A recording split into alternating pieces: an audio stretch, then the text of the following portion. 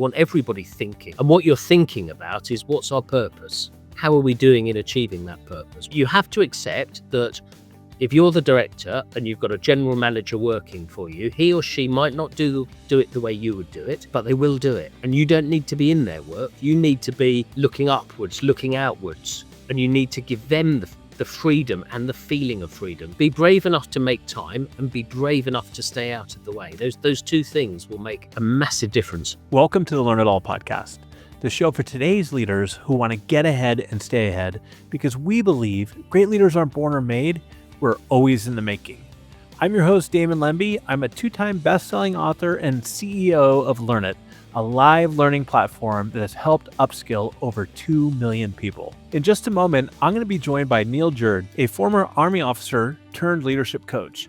Neil is the founder of Leader Connect and author of a book by a great name, The Leadership Book. He's led teams in war zones and helped transform institutions like the University of Sheffield. He was awarded the British Citizen Award in 2020 and appointed OBE in 2021. Today, he's showing us why bravery and leadership sometimes means you need to step back instead of stepping in. In this conversation, I'm going to ask Neil to share his thoughts on why the power of pause and allow is so important, why connection and direction is really the secret to great leadership, how the best organizations allow for freedom within boundaries, and Neil's going to be sharing with us the loss of his wife on his 40th birthday in a tragic accident, and how he's been able to persist through this horrible situation to raise 2 wonderful daughters.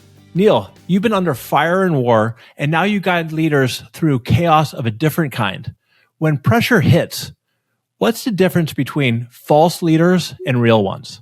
Yeah, that's something that I defined in my book, isn't it? The whole idea of false leadership. So for me, leadership is about increasing your impact in the world by engaging others in pursuit of a clear and compelling purpose. And it's about authentic connection and trying to achieve something and engaging people. False leadership is about manipulation and domination. It's where you trick people into following you, and it's very common in politics.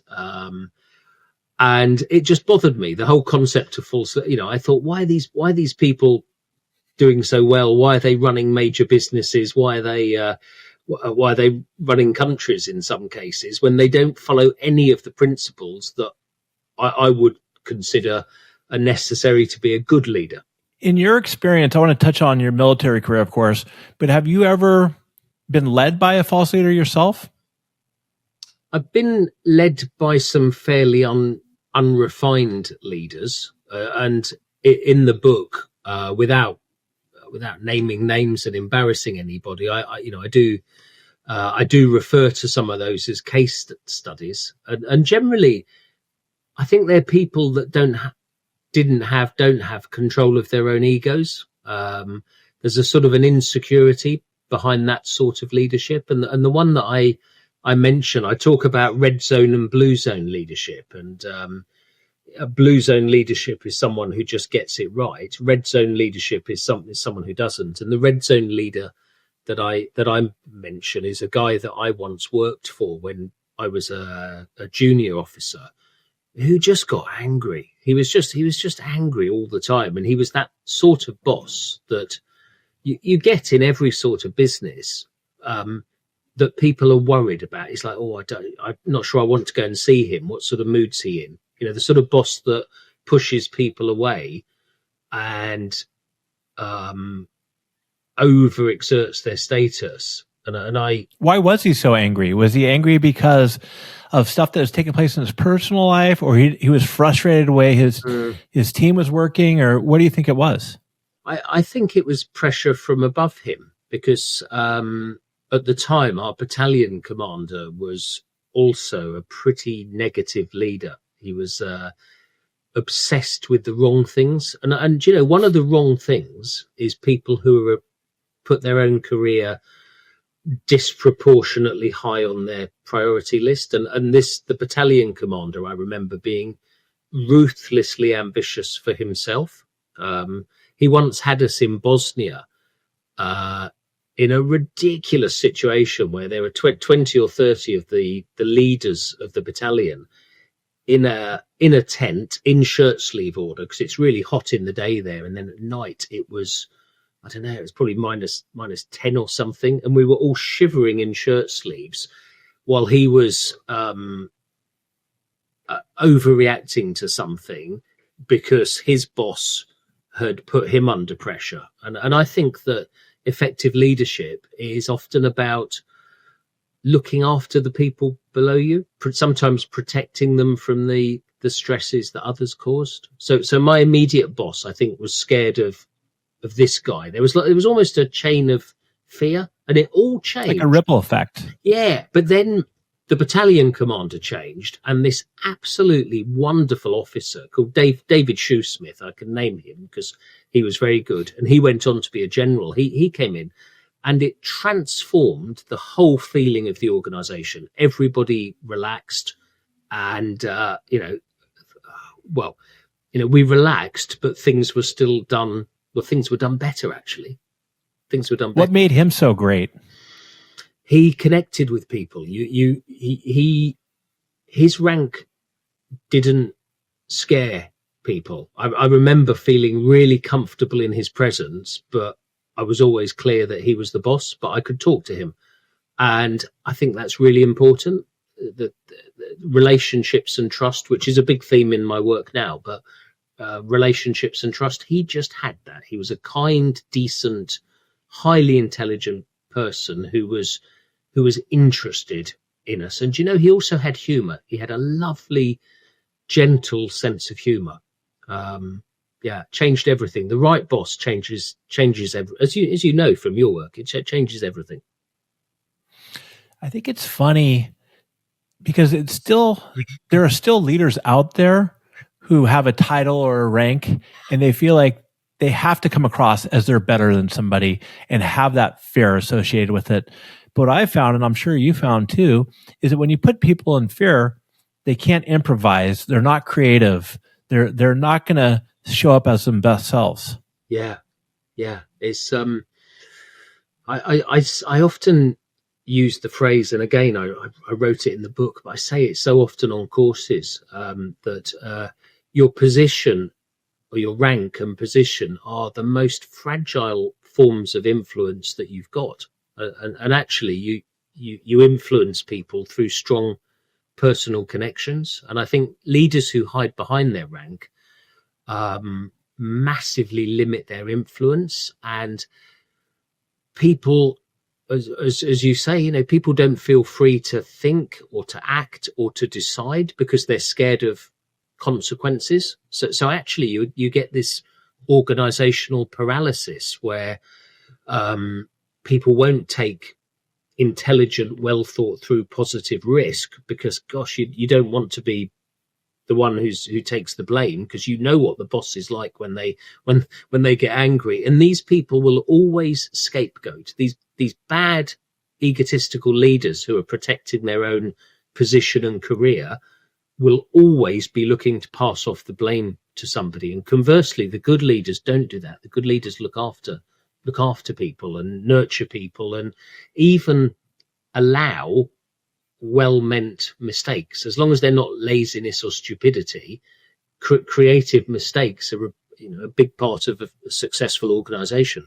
In my own experience, obviously I was never in the military, but from playing baseball, I was really fortunate. I played for a couple Hall of Fame baseball coaches, and I also played for this other coach, doesn't matter who it is. But they were one of those red type leaders that you're talking about, when they were always, it was almost political. They're always putting themselves first, trying to get ahead. And when things didn't go well, they'd pass all the blame on somebody else. Yeah. And I just remember sitting there in the locker room one day, and he was yelling at us saying, how are we going to win when our fourth up hitter strikes out with guys on? And I'm thinking to myself, well, that's me. And if I ever get a chance to lead somebody, I'm not going to lead that way because I know how that makes me feel. And I didn't want to play for that gentleman. No. And it's just such a difference. Yes, it's crushing. And the fact you remember that all these years later is really telling. The guy I was talking about, I remember him shouting literally about paint tins. You know, I mean, we were this was in England. We weren't deployed anywhere, but, you know, the army is a life or death business sometimes. And he was getting excited about something that just seemed really irrelevant. But his boss was on, you know, it's a chain. I mean, this coach probably felt that he had other people on his back or was getting serious pressure from somewhere. So what do you do if you're in an organization like that? I was coaching, well, not coaching, but mentoring this individual the other day, and they're 500 person organization, and it's like a yes man organization. Everything is the CEO's a know-it-all. He's got it all figured out, and people kind of duck. Yeah. And they're afraid to take chances or do anything, because if they don't agree with what that individual says, I mean, there's, you know, they could get reprimanded. Yeah. Yeah. How does that work? I mean, are they thriving, or is there a penalty to that? Well, for quite a while, that organization was doing really well, and it's been struggling a lot now. And so it's been struggling as an organization. I think part of it has to do with they're kind of stuck in the old command and control ways of leadership, and there's been no innovation inside that organization. Yeah, you I think you've seen, we may have talked previously about my TED talk, but my TED talk is entitled Pause and Allow. Pause and Allow. To me, allow and knowing when to get out of the way are really important leadership skills. You know, you build the culture, you select the people, you identify the aim, and then you have to be willing to let people go. But I've noticed when I say let people go, I don't mean sack them. I mean, as in let them do their work. Create, yeah. But under pressure, there is a huge tendency to overmanage, to control more and more. And of course, the more you control, the less happens, the more frustrating it gets, the more measures, controls, meetings, levels of authority that you start imposing to get a grip, the less actually happens, which becomes even more frustrating. So people will manage even harder. And the tendency to manage really hard. I mean, over here in political terms, it was austerity. It was about 12 years. And you're in England, by the way. Yeah, sorry, yes. Well, I'm drinking tea and I sound like a Bond villain, don't I? So but the government brought in austerity, and it kind of shut everything down. You know, there was. And I'm not. This isn't a political statement. This happened long enough ago that it's been analysed, and it had a really negative effect, that over control. So, that's what happens in lots of businesses when they feel under pressure, and actually it demoralizes people. And So what's some practical advice or some takeaways when it comes to pause and allow for leaders that they can make that shift and move in that direction? Well, the pause is about take time to think. Yeah, you have to consider that thinking is part of what you're paid for, and that takes a certain amount of bravery. Sometimes there's a requirement either to challenge the stated culture or the apparent culture. It's like, you know, how are you going to look when you're off on a half-hour walk when everybody else is, you know, back-to-back meetings? But if you are in back-to-back meetings, you miss stuff. You're busy being busy, and the big ideas. There's a lovely story. I mean, Thomas Edison, the inventor, used to do this wonderful thing where he used to sit in a comfortable chair with two brass balls, one in each hand, and he would sit there sort of on the edge of dozing off. And when he actually fell asleep, he would drop the balls, that would wake him up, and he'd go through the cycle again. And he was trying to, was putting himself into this zone of being where the dreams were coming to him, the ideas were coming to him. It sounds absurd. It sounds a ridiculous thing to do, but, you know, clearly he was a really successful inventor. The corporate equivalent of that is being brave enough to be a bit different and taking time to think. And if you're the senior leader, you have to insist on your subordinate leaders doing it. You have to say, look, guys, I don't want to see you stuck to your screens. I want to see you thinking. You're paid to think. Because organizations where that doesn't happen are mindless. You've got 1,000 people there, but only the most senior brain is allowed to make decisions. And you don't want that. You want everybody thinking. And what you're thinking about is, what's our purpose? How are we doing in achieving that purpose? What could we do better? So yeah, break out of it and take time to think. And then the second bit of bravery that you need is the bravery to allow. You have to, and this is really hard for technical leaders or people who are still leading the professional discipline that they came through.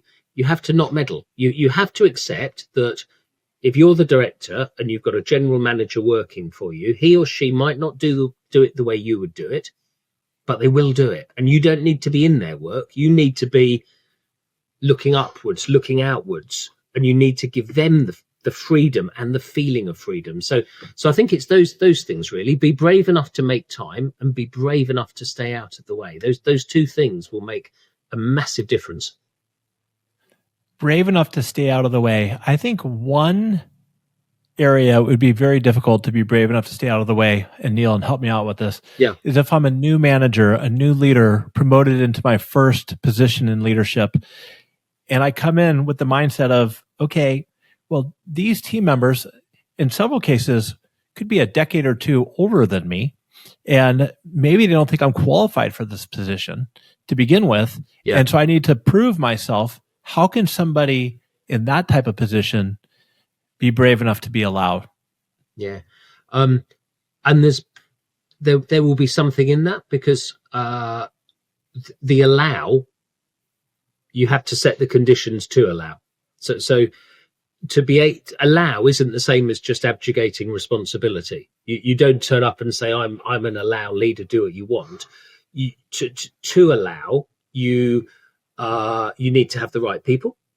You need to have selected the right people or trained the right people. You need to make sure people are have the right responsibilities. So it could be that people need to move around. So there is stuff to do to create the conditions where you can allow. If you don't have those conditions, your first job is to create those conditions. You also have to explain to people what you're doing. You have to explain to people that this is the way that you're going to work. Because if you just turn up and you're not there, that's going to absolutely set the wrong message. Sometimes you do have to be involved in the work. Sometimes you do have to go and work on the shop floor, where you have to go and spend a day with whoever's doing the accounts or whatever, just to keep connection with it. But you're doing that for a different reason. You're doing that just to have a feeling. You're not doing it to control the day-to-day activity. That new leader that you're talking about, they might need to learn the job still. They actually might benefit from spending a bit of time hands-on before they do anything dramatic. But then it's about building the team that you can allow. Some teams you can't allow.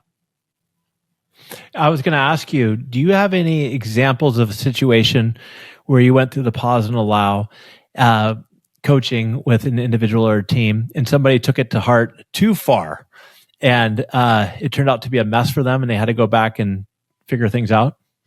Yeah, and some people I've worked with for years, and we go through these cycles where something will emerge. Specifically, I'm thinking of somebody who's a very senior leader and a very successful senior leader in universities, in marketing a top university. And he'll take something and then might take it a bit further and a bit further. And his approach is absolutely to embrace these ideas. And from time to time, there will be a correction. There'll be, okay, so what's going on since we last spoke? And people will have, I think what it comes down to is people have to be very connected to the purpose. And so to allow, the clear and compelling purpose has to be worthwhile and well understood. And often when that starts to become less clear, will result in people going possibly off track slightly. And we've certainly had times when people have needed to be pulled back. But what that normally comes down to is in this case, this guy doing the thinking, pulling the senior leaders together, and just talking to them. Really, it's just a correction. So yeah, I think it's a dynamic process. I think good leadership is a dynamic process. It's not like you do, here's my leadership, my work's done. This is my leadership for now. Now, is this still relevant? Do I need to make changes?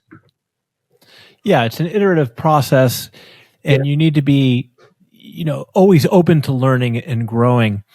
And one of the things you mentioned a little bit before, which I think is super important, and this is something that new leaders should be doing anyways, is connecting. With their team members. And I know you speak about it quite a bit, and we're touching on it right here, is connection and direction. Yes.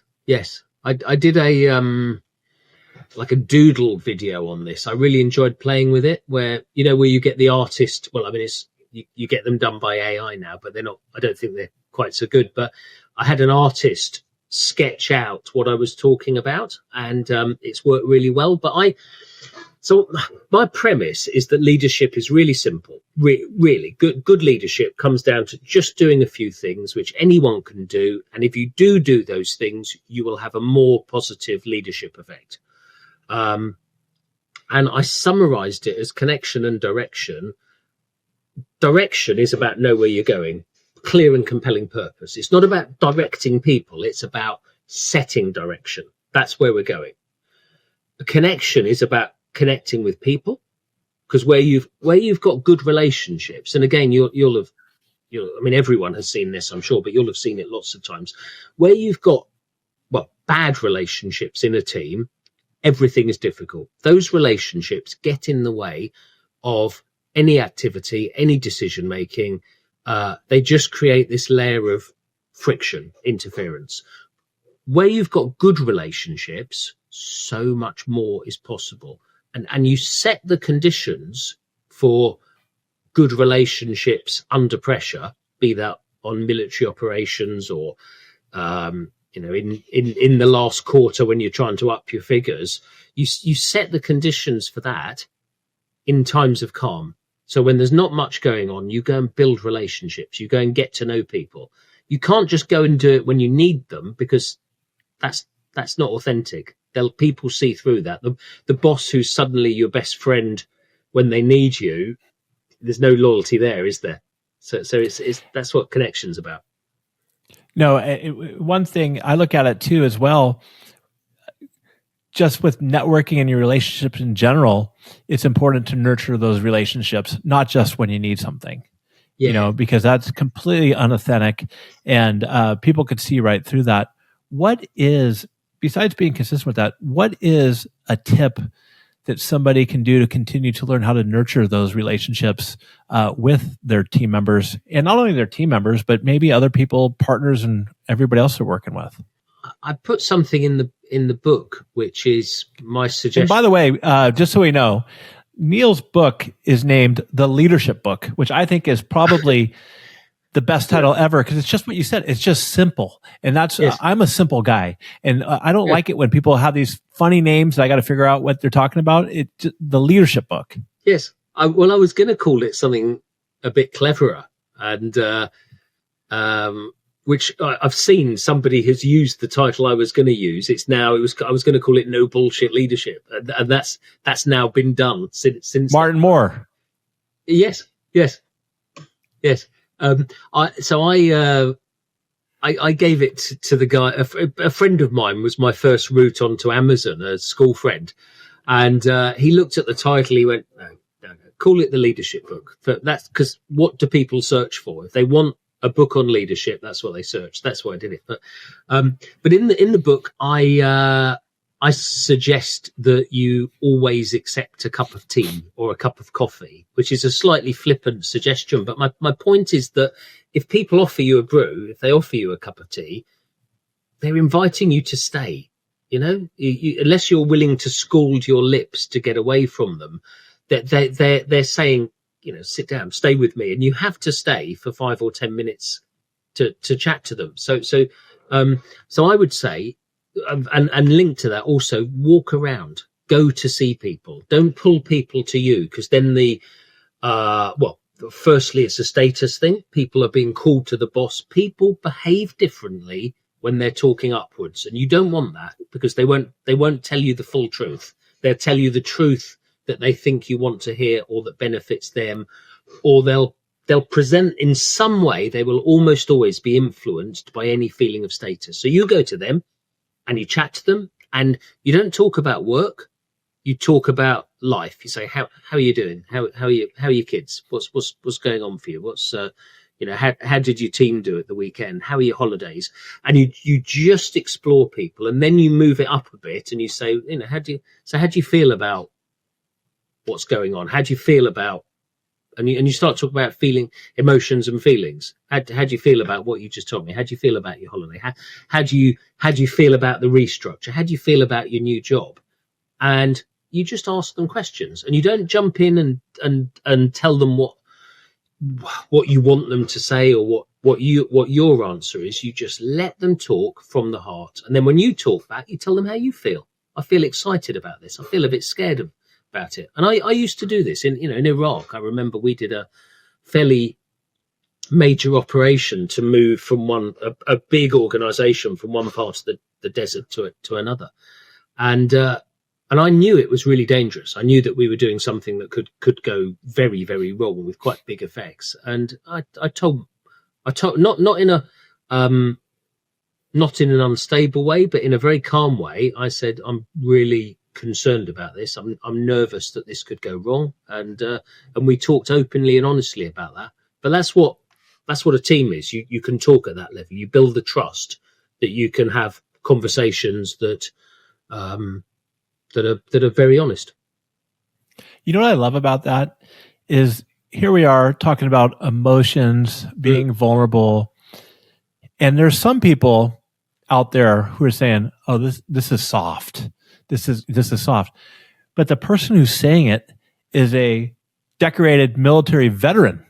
You can't get any tougher, or mentally and physically, of having to deal with that. So if somebody like you, Neil, can come through and say that should be modeling for all of us to be able to talk about. How do you go about it, though, Neil, being vulnerable enough and making sure, though, that you're not coming across as weak? Because if you are too weak when you come across being vulnerable, whether you're in Iraq or you're leading a company, people might start wondering, okay, should I even trust this guy? Yeah. Because I don't want to go into battle with somebody I can't trust, and I don't want to work at an organization where my mortgage depends on it if this person is mentally and weak.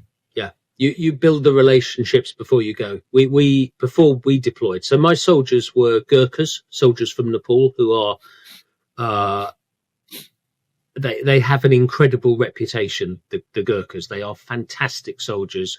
You have to be at your best to lead them. Leading my unit on that tour made me work hard, and I made sure that I was exceptionally fit before I moved to that posting. And I had a rule that the officers in our squadron needed to be in the top third for everything. Absolutely, they should be in the top third for shooting, on the ranges, the top third on physical fitness, and the Gurkha selection process. Something like 1 in 200 applicants are selected for the regiment. It is a proper elite. It's worth looking up if you don't know anything about them. I'll put a link in the show notes about them. But the preparation was everything. The getting to know each other in the 4 months or so that I had to get to know the unit before we found ourselves in Iraq. So I think they had a sense. We all had a really good sense of each other's capabilities. A few people had been weeded out before that tour. A few people weren't considered fit to go. Our boss, the battalion commander, weeded out another couple of people during the tour. One of the other squadron commanders was relieved of his appointment. But no, I think it's not this whole kind of talking at an emotions and feelings level isn't about having uncontrolled emotions and feelings. That would be dangerous, disruptive. It would mean that you weren't clear where you stood or what you were trying to achieve. This is about a much more evolved approach to emotions, which is, okay, how am I feeling? Right, I'm going to explain this, because it's so much more compelling when you give people orders for an operation, when you're telling someone what you need them to achieve. If there is emotion in it, you don't just show them the Excel spreadsheet or whatever and say, get on with that. If you believe in it, you explain it with some energy. So emotion is a huge motivator. It does have to be linked, though, to substance. Just being charismatic is potentially very dangerous. Yeah, I agree with you on that. Early on in my career, I was a much more emotional leader than I am today. Mm. And or meaning that I'm a much better at being able to control my emotions. And I don't know if it's because it's just over time, or people have been giving me feedback, or I'm just better at reflecting. But how do you help a leader out there who's listening to this and they're saying to themselves, all right, Neil's got a point here. I am probably a little bit too emotional and jump the gun. How do you help that person learn how to contain or control their emotions better? Don't jump the gun. I mean, step back. Like the first thing is absolutely pause. Step back. Yeah. You almost always have more time than you think to deal with a situation, and your initial response, almost for everybody, will be the emotional response. But in what you do next, that's where you can do the damage, or you can step back, you calm down, whether you've got seconds to do it or whether you do it over a period of whether it's days or weeks, depending on what the situation is. You get a grip of yourself, you calm yourself down, you sort your breathing out, and then and only when you've got yourself under control do you engage. If you engage out of control, you will provoke stuff you didn't mean to provoke. You'll be venting for your own needs. It's almost like you're meeting your own needs, not the needs of the team or the needs of the objective. You're meeting your own need to shout, to let off steam. But it's really damaging, because with rank, comes threat. If you misuse your rank, you are a threat to everyone who works for you. And even though they might have to accept it because you're in charge, the relationship will never be the same. I have never lost my temper and later thought, oh, that was good, I did the right thing there. Never. And you can express, if you are disappointed, if you are angry, the boss who calmly says, this is not good enough, I'm really angry with the way that has more impact. Much more. I think a lot of people don't understand or realize as a leader, that you're always on stage. Yeah. And your behavior is always being watched. And if you're walking around and you're miserable or you're losing control, people see that and they see what's going on. Yeah. There's I think it's Simon Sinek's video about why good leaders make people feel safe. That's one of his TED Talks, isn't it? And I think it's absolutely true. You make people feel safe to be in your space, working towards the objective. You give them that safety, that sense of inclusion that allows them to focus on what they're trying to achieve. If they feel unsafe, because I mean, in our environment, not only were there rockets and mortars coming in, if you're also scared of your boss, if your boss is part of the problem, what a massive distraction that would be. And I was really lucky. Again, my boss in Iraq was a guy called Dave Golding, who is one of the absolute best leaders that I've ever worked for. I'm still in touch with him now, and I learned a lot from him. So his name is Dave Golding? Dave Golding. I bet you probably would say to yourself, this is something I've been thinking about a lot lately. You probably said to yourself, I don't want to let him down. And I found that a lot of great leaders, their people, for the right reasons, say to themselves, I don't want to let this person down. Yeah. Yeah. First of all, I want to see if you agree with that. And second of all, if you do, how does somebody become the leader where their people will say that to themselves? I don't want to let Damon down. I don't want to let Neil down. You've got to be, do you know, I think the relationships is probably a big part of this again. They've got to know you. So some of that's that connection. And there is I'm not into, well, I think being liked as a leader is absolutely fine and is generally a positive thing.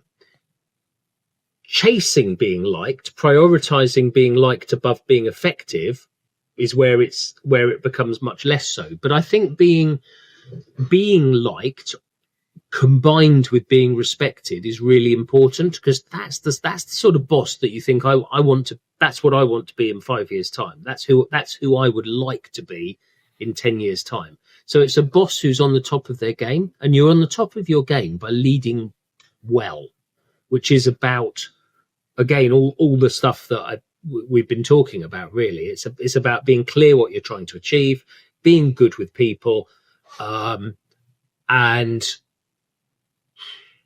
increasing your impact through them. So enabling people. If you do that, I mean, Dave Golding absolutely did that. He never got in my way unless he needed to, and when he did, he was always right. You know, if he stepped in, if he said, Neil, just what's going on there, he'd be right. He'd be, at the very least, he'd be right to ask, or he'd have a sense of something more important. But he was never in the day-to-day business with me.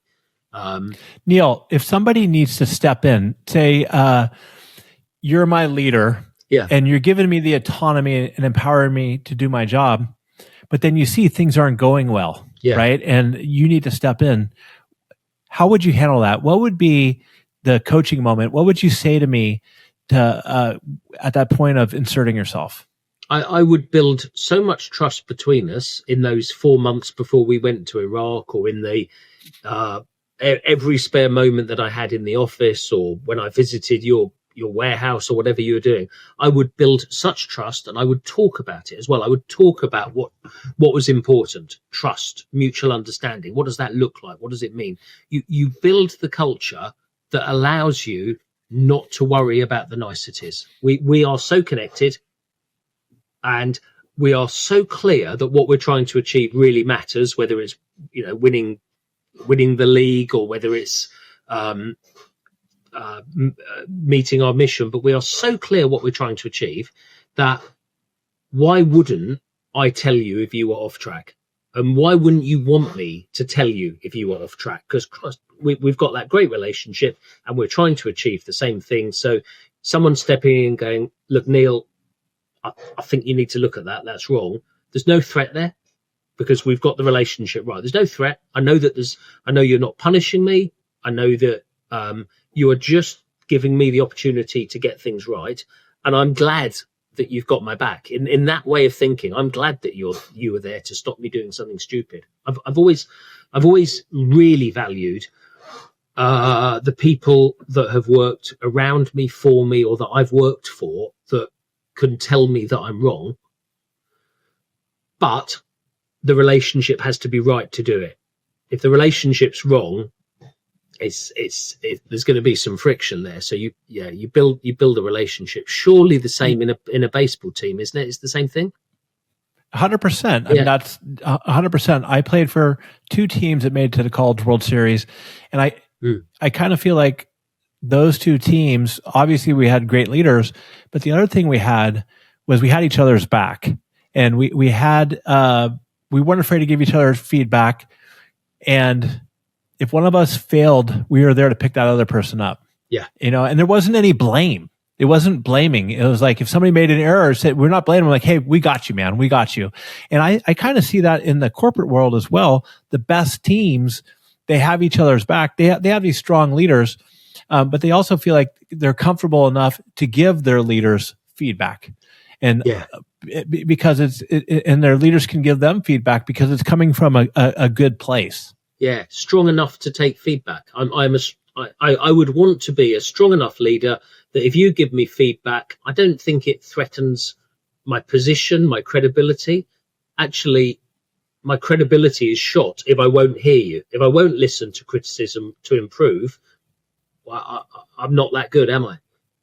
How could you be a great leader if you're not open to receiving feedback and learning to get better? And not every piece of feedback has to be implemented, but it's all data and learning opportunities. Yeah, totally. It's that kind of open, closed mindset concept, isn't it? That as a leader, if you think you have to be right all of the time, well, gosh, what an awful position to be in. You have to know everything, and that's totally impractical and exhausting. It's exhausting. It's isolating. I call it the know-it-all mentality, where you have everything figured out, and then you're surrounding yourself with just a bunch of yes men. Where instead, if you have a learn-it-all mentality and you're open and you realize that you can't have all the answers, you want to surround yourself with people who have different strengths, and you could tap into them. That sounds a lot less anxiety-ridden than it is having to have carry it all on your back. Totally, and I remember on our Iraq tour, my ops officer was so I was a major on that tour, and my ops officer was a captain, a guy called Amar Bundia, and my second in command was Kim Gauchan, wonderful guy, and they were both brilliant. Like genuinely brilliant. I mean, Amar was somehow in his spare time studying for professional exams in financial management for some reason. I mean, he's still in the army and he's a colonel now. And but these two guys were both such high quality. I could not possibly outthink them more than occasionally. So my job was to get the best out of them, to harness them, to enable them, to protect them. It wasn't to be better than them. I could. Isn't that the definition of a leader right there? Yeah, maybe. Yeah. Exactly what you're saying is to get the most out of your people, to make them the heroes, right? Yeah. And they did the same for the people that worked for them as well. Amar had a lovely style. It was like a big brother to all of the soldiers. Everyone loved him, but you knew he was in charge. There was no doubt that the decisions were his. He just did it in a way that didn't need much rank, didn't have to be very overt. You did what he said because he was good. He was on top of it. We worked really hard. Same with Kim Gauchan, Kim Saab. You mentioned a couple times that they're brilliant. Somebody out there might be thinking, well, do you have to be brilliant to be a leader? Or do you think anybody has a opportunity to become a leader?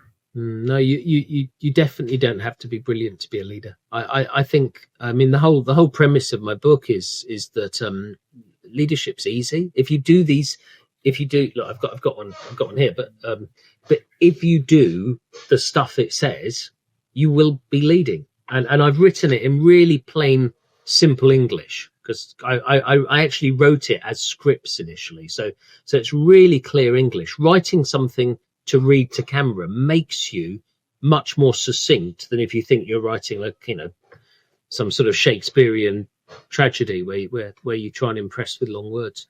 But no, I think if you do certain things, connection, direction, and a few other things that you need to know, what does a good team look like?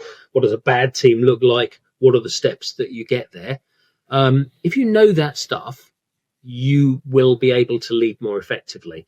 And leadership shouldn't be linked closely to higher education or class or some sort of hereditary. We're not living in the 13th century here. There's stuff that needs to be done in communities, in business, in politics, in charities. The stuff that needs to be done that just needs anyone to be able to step up and have a go. It should be buzzing throughout a good organization. There's a diagram in there, but I wouldn't be able to find it if I tried. But I show arrows going all over the place, like a hive of bees, where all of the bees are doing their own thing, but they're all contributing to the overall objective. That's what you want. You want people agitating and creating. So almost anyone can lead, unless you've got some sort of psychotic personality disorder that makes you deeply self-centered and unpleasant. And even then you can try and address it. You can try and address it. You can think, no, it's not all about me. It's about these people and what we're trying to achieve. So anyone can improve their leadership. Anyone can have a leadership effect. And we should encourage and allow that. Would your leadership book or the work you do in the leadership field, learning and development field, like I'm in, help senior leaders, individuals who think, Neil, because there are those out there who feel like they've hit the pinnacle, right? They've had a ton of success. How do you help break through to those individuals who need to understand that, like I always say, great leaders aren't born or made; they are always in the making. Most people who are really successful know that. They know that they've, genuinely successful people. I can't think of many that I've encountered who believe that they're done, that they know it all, that they're now the complete article. And possibly the very few that do think it, some of them might be right. They might be really refined. They might have really worked on themselves. So in some occasions that might be so. But yeah, the book absolutely. We work through it sometimes with senior teams. Can you give me an example of an exercise how you work through it? We talk through it. I'll spend a day with people and we'll go through the key bits, the key sections, bit by bit. I'll explain it. I showed you offline the. I don't use PowerPoint at all. I use these. I'll show now because now. Yeah, show it. Now I've said it. I'm kind of teasing it, but you have to. So I use kind of very large versions, and we'll put them down. If I'm working with 10 people or whatever, we'll sit in comfortable chairs, and I'll put this stuff down, and I'll sit and talk about it, and then we'll talk about how it applies to them, and. It's a very dynamic process, but and for those of you who are listening to this, you got to check it out on YouTube because Neil's pulled out his almost looking like large street signs with scripts on it. Yes. Oh, sorry. Of course. So could not everyone see that? No, possibly not. So I have these kind of posters, or as you say, large street signs, and we sit and we talk about it, and I do it in a very grown-up way. It's not me telling, it's me explaining it, and then we explore how it applies to them. And there are probably, it depends on the situation, but probably 5 models that I would go through with every group, and they would get a lot from that. The other thing, which doesn't involve me, but I know happens quite often because they buy the books through us often, is book clubs. In fact, I did a Institute of Directors book club the week before last down south, and everyone reads the book and then they get together and talk about it. And in this case, I then turned up to give a talk. I've done that with when I was head of logistics at British Sugar when I first left the army, and we did a book club in that style with Patrick Lencioni's 5 Dysfunctions of the Team, which I found really useful. So people are doing the same thing with my book. I think that's a very creative and great thing to do, especially if your budget's limited, is go out and buy my book, The Learn It All Leader, or go out and, better yet, buy Neil's book, the leadership book, and develop that. Even put somebody on your team in charge of organizing and leading. And like you said, allow them the opportunity to develop a training plan around a book club. Yeah. And because not only do you learn it, but then you get to teach it back to those individuals. And I don't know if you have this, Neil, or not, but if you don't, you should consider using ChatGPT and building out some prompts and have that developed so individuals who can't afford maybe to hire you and bring you in, they can use those as resources along with your videos for book clubs. I love book clubs, by the way, when you brought that up. Well, maybe offline you can tell me more about the ChatGPT idea, Damon. But I haven't mentioned the online videos, but actually the online videos are, again, they achieves the same effect. So the the platform, as I know you know, is leader-connect.co.uk. But on there, we've got leadership courses that I've recorded, and also and other people have recorded leadership courses, and also lots of freestanding videos. So everything which is in the book, pretty much, there is a video of me explaining. Again, teams can watch those. So where organizations subscribe to that, you watch one of those. You say every Friday or last Friday of the month or whatever, at 10 o'clock, we watch a video, and then we explore how it applies to us, and are there changes we could make that use that theory. It's in many ways. That part right there, Neil, I want to really emphasize for our audience.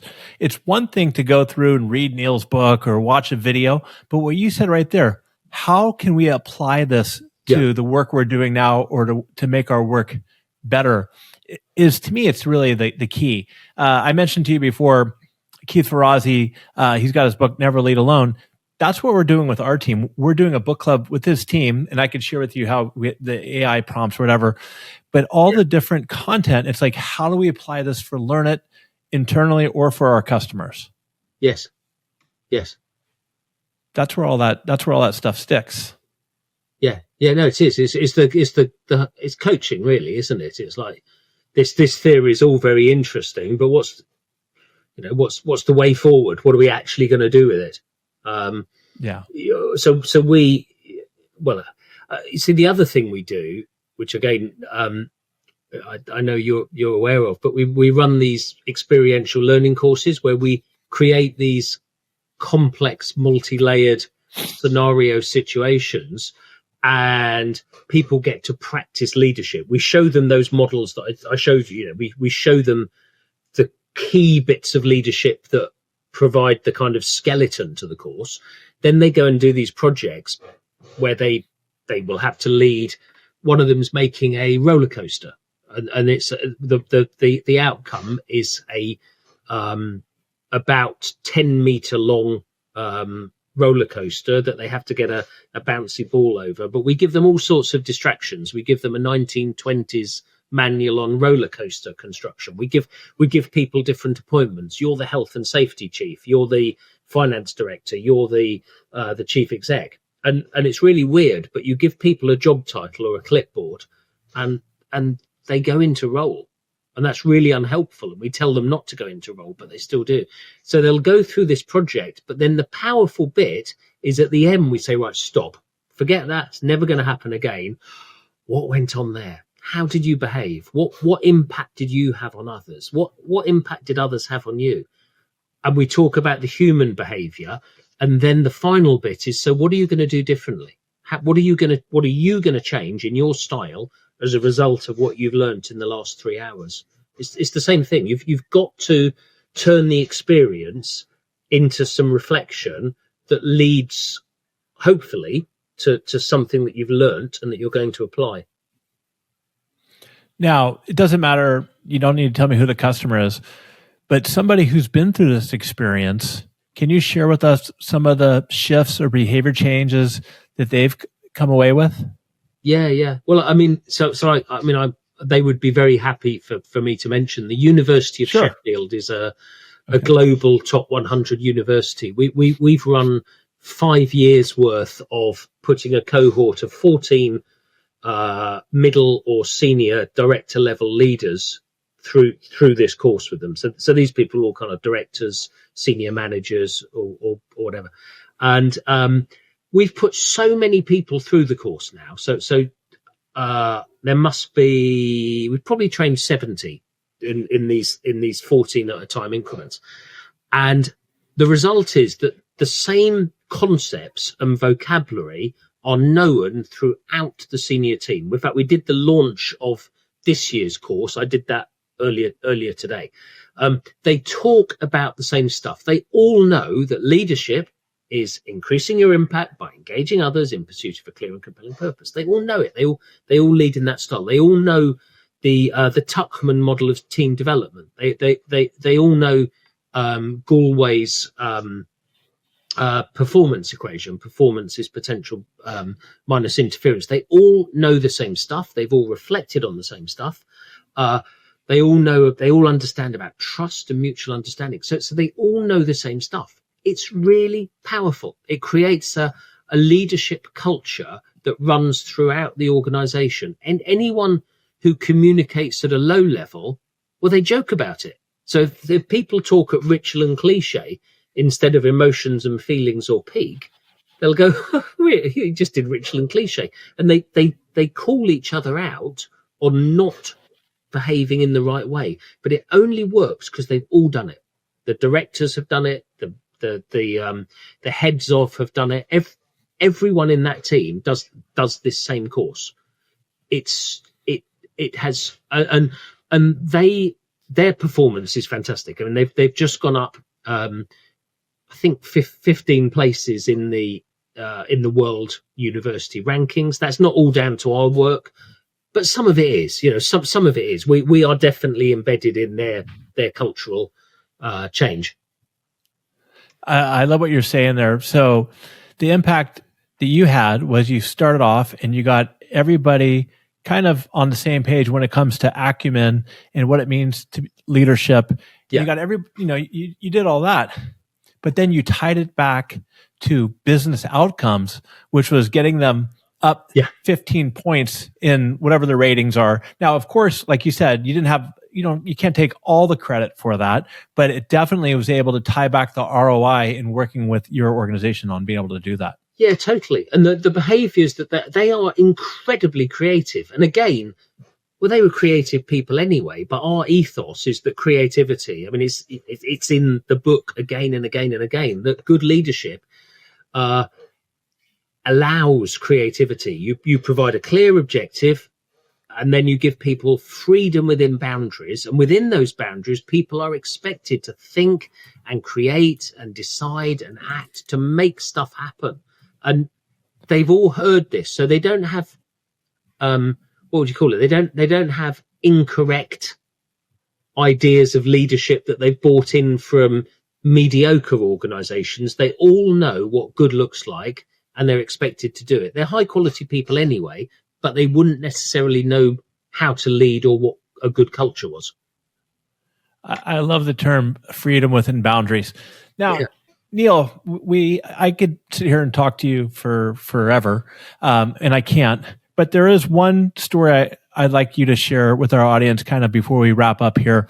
Sure. And it was kind of, if you don't mind, the reason why you made the transition from military into the private world.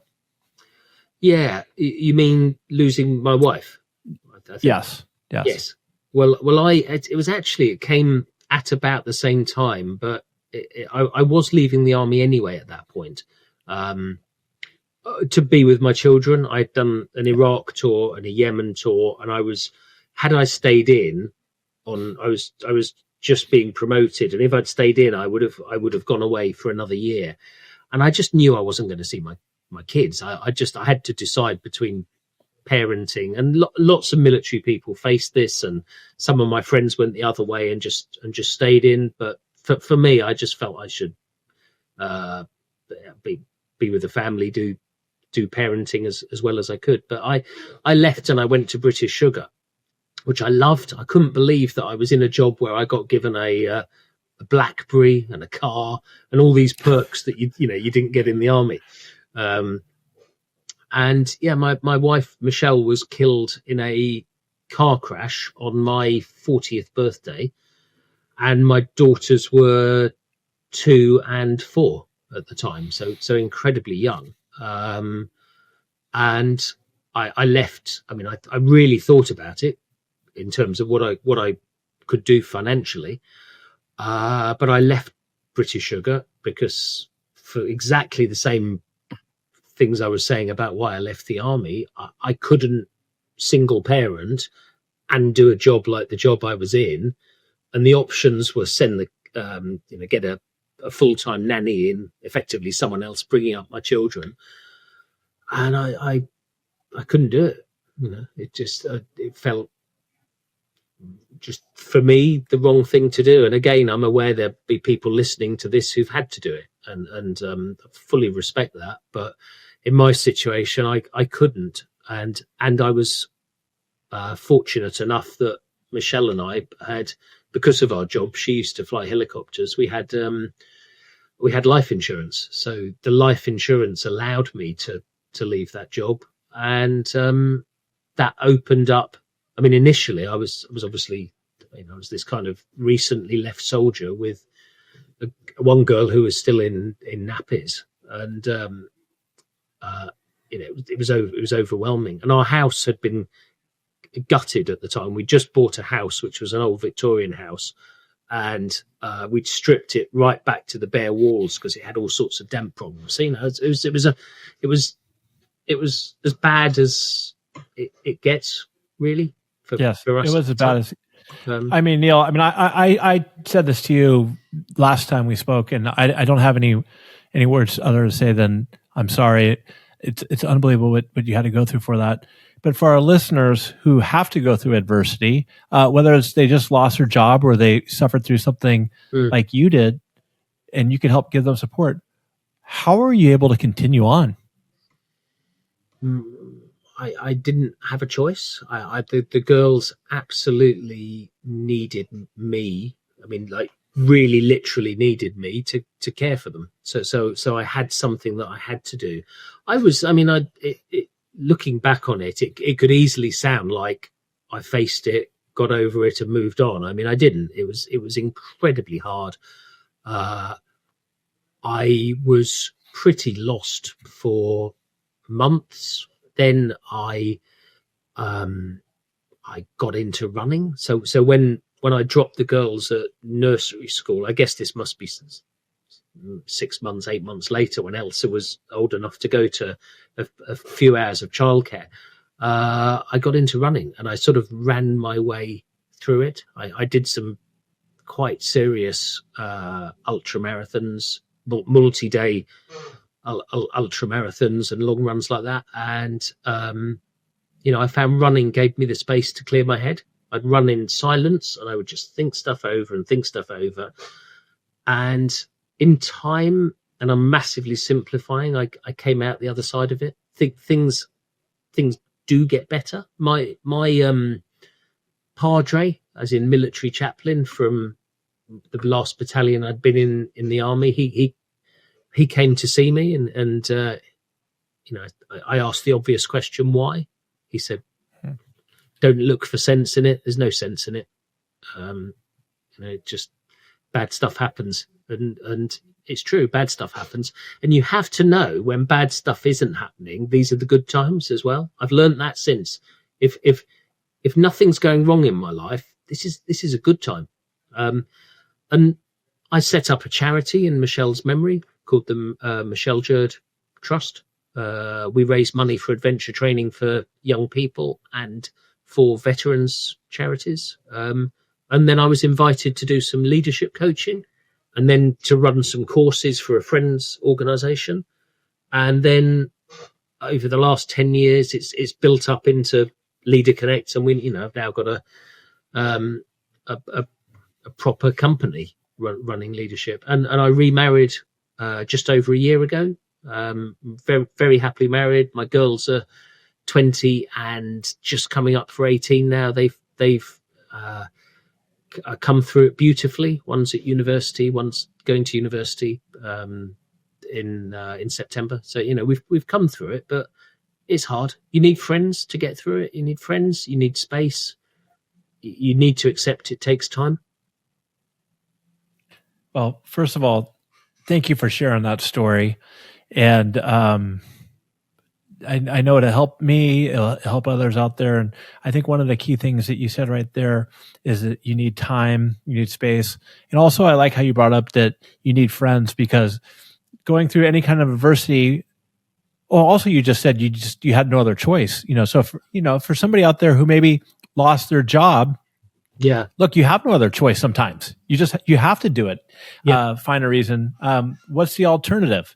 And but you don't have to go at it alone. I think that there are people out there who you could turn to for help as well. And so I think that's really important. So thank you so much, Neil, for being so vulnerable out there and sharing that, because I think that people will get a lot of value out of that. And so, to kind of recap everything we talked about. We had an amazing conversation. We talked a little bit about some of your experiences in the military, the importance of connection and direction, your talk around pause and allow, what real leadership is versus false leadership, and how there's, if you want to be a dominant person, especially if you're going by rank, that's the most fragile way to go. Loved what you talked about leadership, and you've come through probably the toughest adversity anybody could come through. So thank you, Neil. Is there anything else you want to leave our leaders, our audience with? Obviously, I want to hear how to connect with you. We talked about your book a bunch, but if any other tips you want to leave us with, and then share where we can connect with you at. Do you know, Damon, I think we've had such a good chat, and you've asked me questions beautifully. I don't think we've missed anything that would add value. So no, but thank you so much for taking the time to quiz me like this. Thank you. And where do you want people to connect with you at? Oh, well, I'm on LinkedIn, and my website is leader-connect.co.uk. I think I'm on Instagram, but I'm never on Instagram. I can't really get my head around how to use it. And some of the other ones, I came off Twitter X. So yeah, LinkedIn is the thing that I look at most. Or email, actually. My email is neil@neiljurd.com, neilJurd.com. And anyhow, I'd love to hear from anyone who's seen or listened to this podcast. It'd be a pleasure. And I might get you in trouble here, but listeners, go to Neil's LinkedIn. He's got a post on there where he's like Jim Carrey. He said yes to everything. So maybe he stopped saying yes to everything, but I love it.